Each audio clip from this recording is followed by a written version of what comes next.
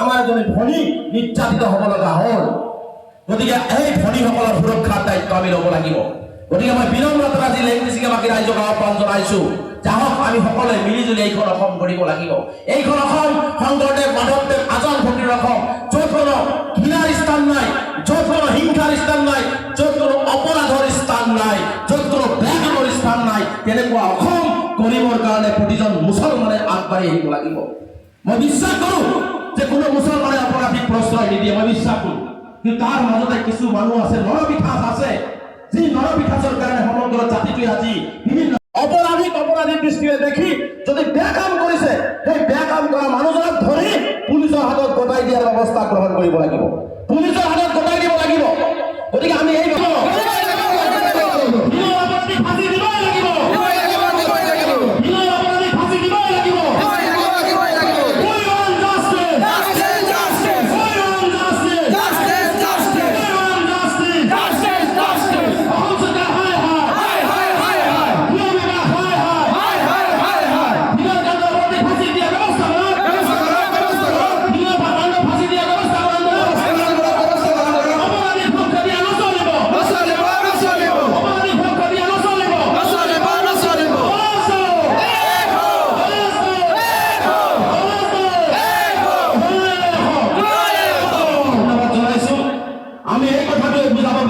বঙাইগাঁও জিলাৰ লেংকেচিঙা অঞ্চলত এটি সজাগতা সভা আৰু বিশেষকৈ যোৱাকালি দিনত যি নাৰকীয় ঘটনা তিনিজন নৰপিঠাচে সংঘটিত কৰিলে, এই ঘটনাটোৰ প্ৰতিবাদ আমি সাব্যস্ত কৰিলোঁ।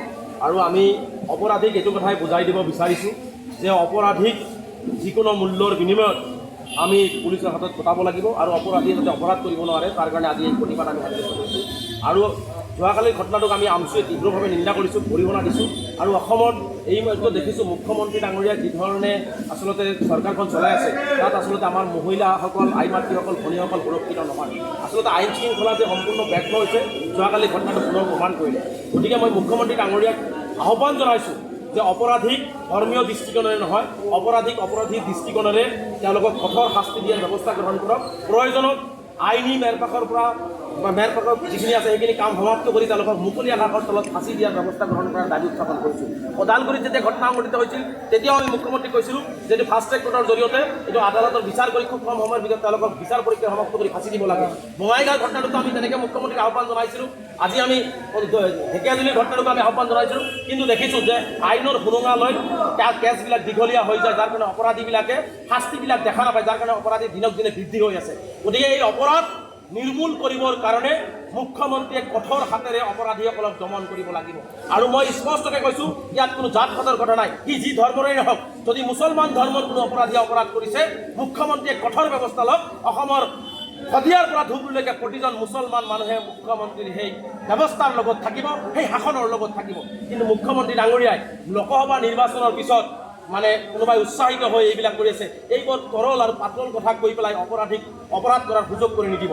যদি কোনোবাই অপৰাধ কৰাৰ কাৰণে উৎসাহিত হৈছে, তাক ঠাণ্ডা কৰাৰ দায়িত্ব হৈছে অসমৰ গৃহ বিভাগৰ দায়িত্বত থকা মুখ্যমন্ত্ৰী হিমন্ত বিশ্ব শৰ্মা ডাঙৰীয়া, ডিজিপি মাননীয় জিপি সিং ডাঙৰীয়া।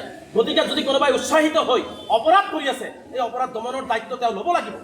তেওঁ লৈ পেলাই সেই অপৰাধীসকলক কঠোৰ হাতেৰে দমন কৰিব লাগিব। কিয় উৎসাহিত হ'ব, কিয় বেয়া কামৰ কাৰণে উৎসাহিত হ'ব, এই কথাবিলাক তেওঁ লক্ষ্য কৰিব লাগিব। মুখ্যমন্ত্ৰী ডাঙৰীয়া হিচাপে তেওঁৰ কামখিনি আগবঢ়াই লৈ যাব লাগিব। কিন্তু এইবোৰ কথা কৈ আচলতে যিসকলে অপৰাধ কৰি আছে অপৰাধী বাচি যাব, আৰু যিসকলে অপৰাধত ভুক্তভোগী হৈছে সেই ভুক্তভোগীসকলে ন্যায় নাপাব।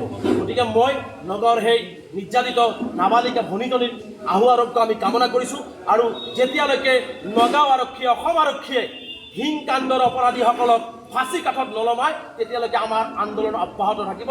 আৰু সমগ্ৰ অসমৰ সংখ্যালঘু সমাজক আহ্বান জনাইছোঁ, সি যোনেই অপৰাধ নকৰক কিয়, য'তেই অপৰাধ নকৰক কিয়, সকলোৱে ৰাস্তাত ওলাই আহি নিজৰ ঘৰৰ পদূলিত হ'লেও প্ৰতিবাদ সাব্যস্ত কৰি অপৰাধীৰ বুকু কঁপাই দিব লাগে, যাতে অসমৰ মাটিত কোনো অপৰাধীয়ে অপৰাধ কৰিব নোৱাৰে।